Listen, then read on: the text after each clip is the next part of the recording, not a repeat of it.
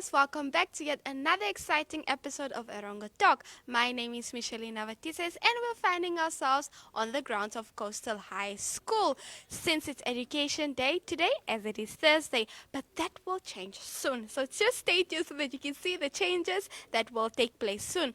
We'll be bringing you the news as per usual and some weather and tides.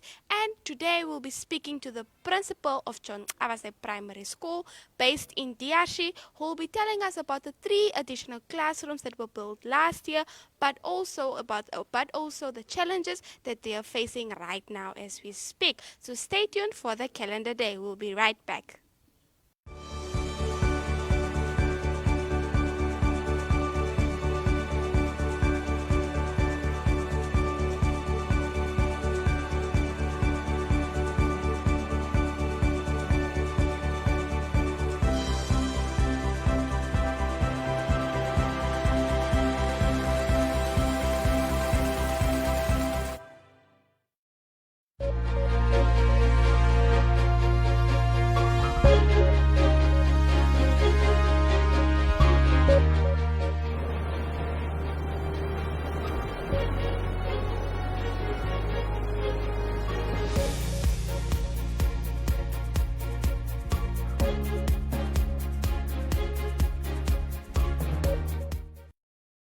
And for our news today, green hydrogen in the spotlight. A panel discussion on the issues, challenges and opportunities to develop green hydrogen in Namibia is hosted at the Scientific Society next week, when experts Dr. Detlof van Oorston, Jackie Scholz, 2 representatives of the Legal Assistance Center, and Robert McGregor discuss financial implications, energy and infrastructure issues, and legal requirements relating to the topic.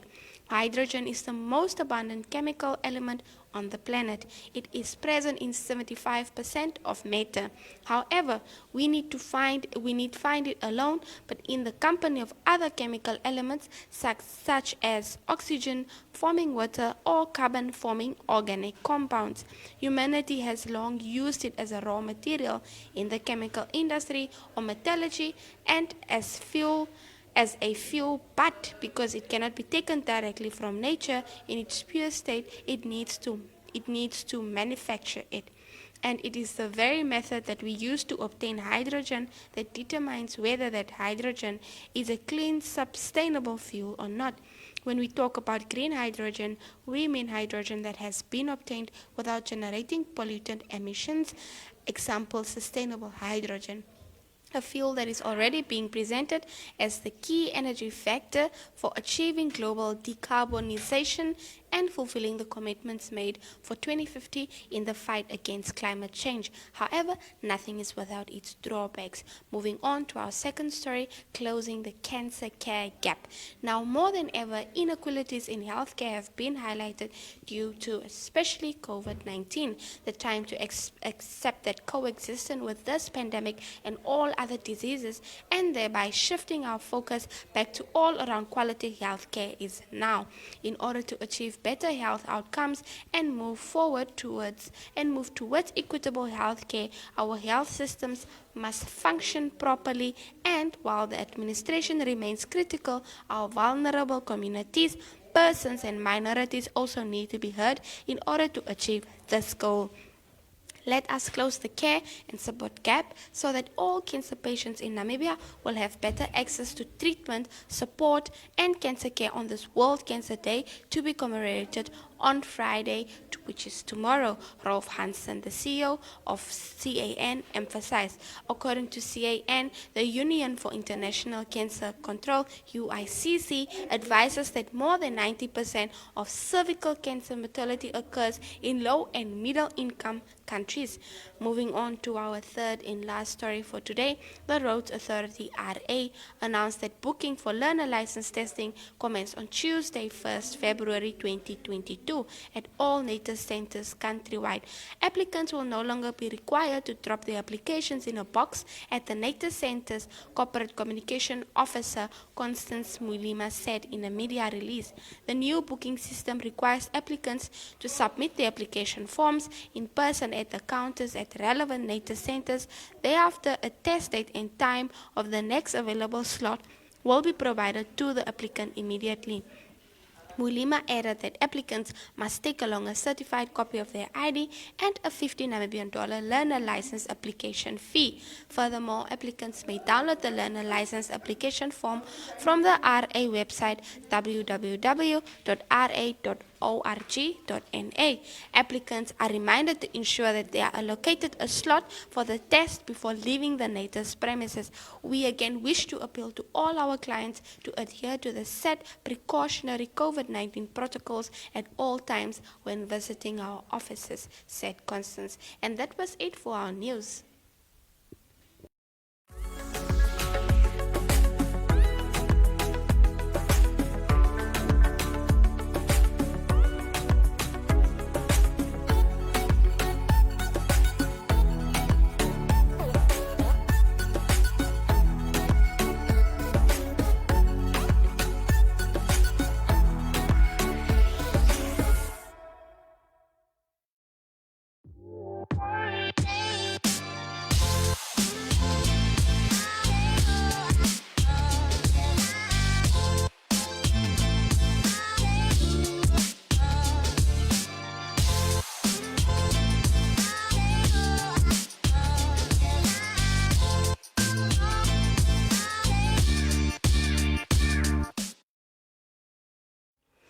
And we are currently joined by Sheya Shimanya, who is the principal of John Awaseb Primary School. How are you, sir?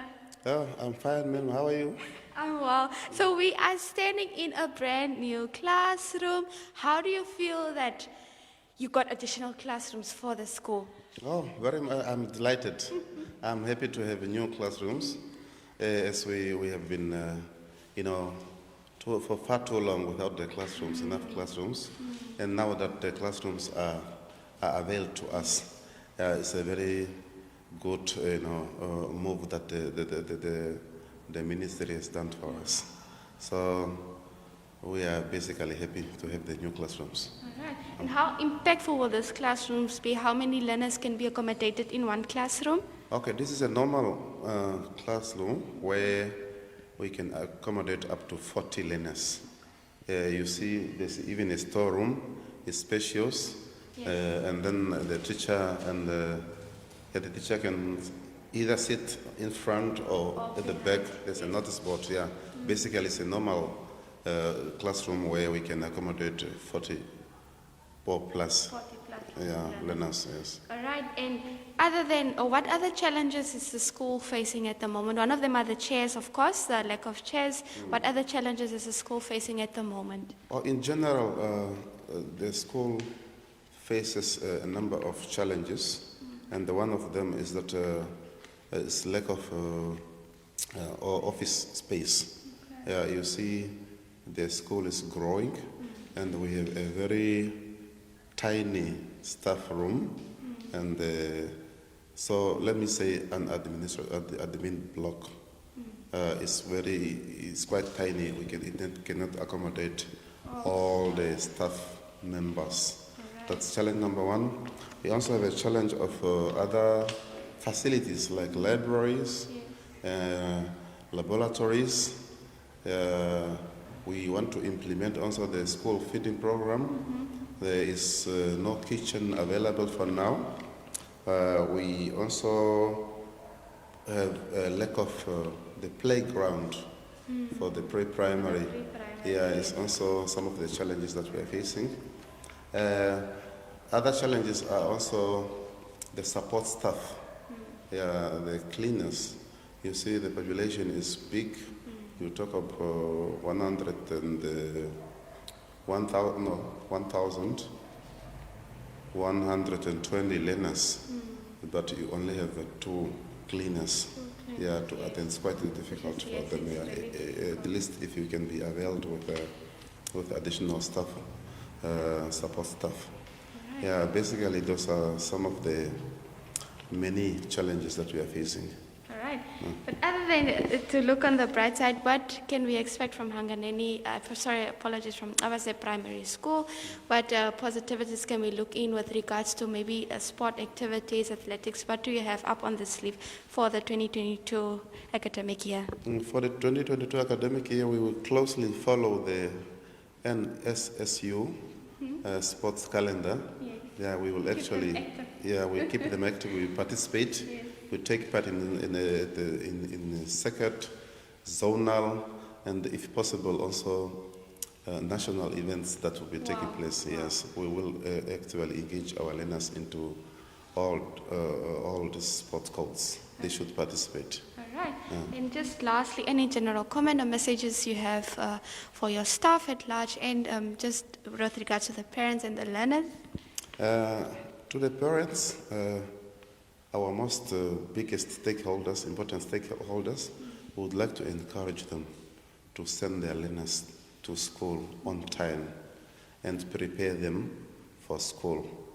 So that the most important thing that we ask for parents that we are here, we are waiting for them, and they are ready to impart our knowledge to our learners.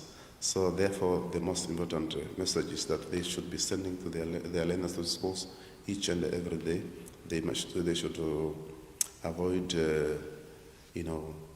absenteeism and keeping their learners at farms and elsewhere. So they should also come to school on a regular basis. They should not just be waiting for parent meetings. So any challenges, a genuine parent should come to the school and talk to the principal. So like we are in the shortage of chairs, we will be calling the grade 4 and 5 parents to come, and then we discuss how best we can address the shortage. So what we need for now is at least a chair for every learner. So but then there will be an official communication to this effect. To the teachers, I always have the message to say that we are servants. And then if one is a servant, he should be serving his nation accordingly. So they put more effort in spite of all these challenges. They should be emerging at least number one, and they put their learners Number one. Yes. All right. Yeah. Thank you so much for chatting with us. Parents, there you've heard it. Parental involvement is very important for schools to work together and make things flow easily. Thank you so much for joining us. You're most welcome. All right. Okay.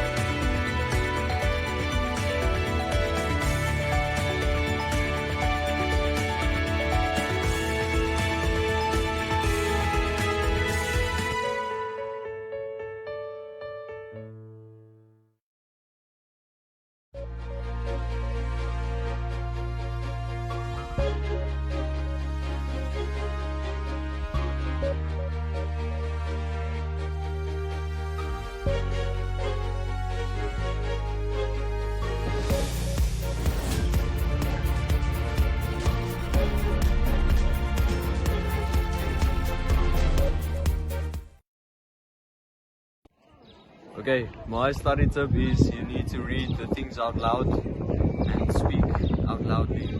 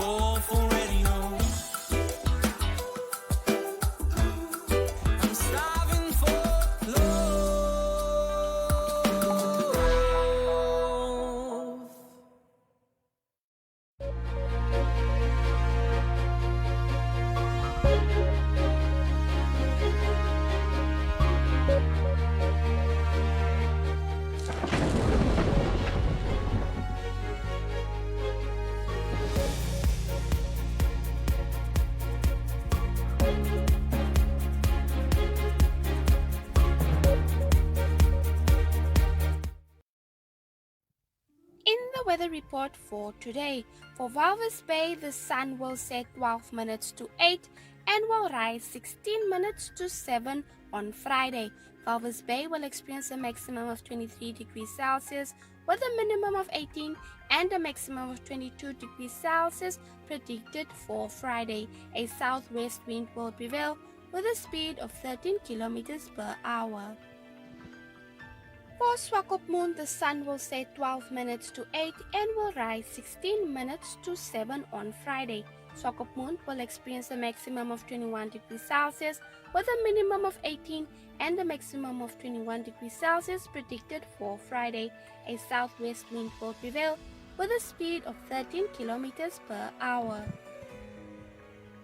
For Henties Bay, the sun will set 12 minutes to 8 and will rise 14 minutes to 7 on Friday. Henties Bay will experience a maximum of 22 degrees Celsius with a minimum of 18 and a maximum of 21 degrees Celsius predicted on Friday. A south wind will prevail with a speed of 11 kilometers per hour. For Arandis, the sun will set 14 minutes to 8 and will rise 17 minutes to 7 on Friday. Arandis will experience a maximum of 28 degrees Celsius with a minimum of 17 and a maximum of 28 degrees Celsius predicted for Friday. A southwest wind will prevail with a speed of 13 kilometers per hour. For Usakos, the sun will set 17 minutes to 8 and will rise 19 minutes to 7 on Friday. Usakos will experience a maximum of 35 degrees Celsius with a minimum of 17 and a maximum of 36 degrees Celsius predicted for Friday. A south-southwesterly wind will prevail with a speed of 9 kilometers per hour. For Karibub, the sun will set 18 minutes to 8 and will rise 20 minutes to 7 on Friday. Karibub will experience a maximum of 35 degrees Celsius with a minimum of 18 and a maximum of 35 degrees Celsius predicted for Friday. A north-northwesterly wind will prevail with a speed of 9 kilometers per hour. And last but not least, for Omaruru, the sun will set 19 minutes to 8 and will rise 20 minutes to 7 on Friday. Omaruru will experience a maximum of 35 degrees Celsius with a minimum of 17 and a maximum of 34 degrees Celsius predicted for Friday. A north wind will prevail with a speed of 9 kilometers per hour. And that was it for your weather report.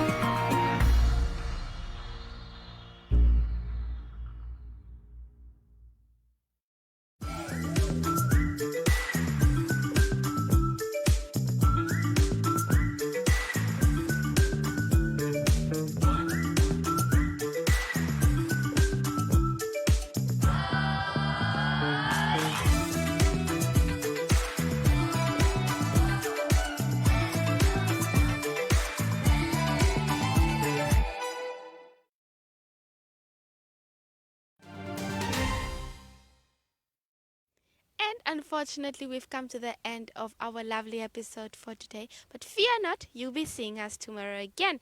If you'd like to read the stories I read today and many more, please don't hesitate to visit our website, which is www.erongo.com.na. I repeat, www.erongo.com.na. And if you'd like to check out our online TV channel, visit it at oneup2.com. I repeat, oneup2.com. And if you'd like to share news with us, we have a new email, which is newstubs@erongo.com.na. newstubs@erongo.com.na.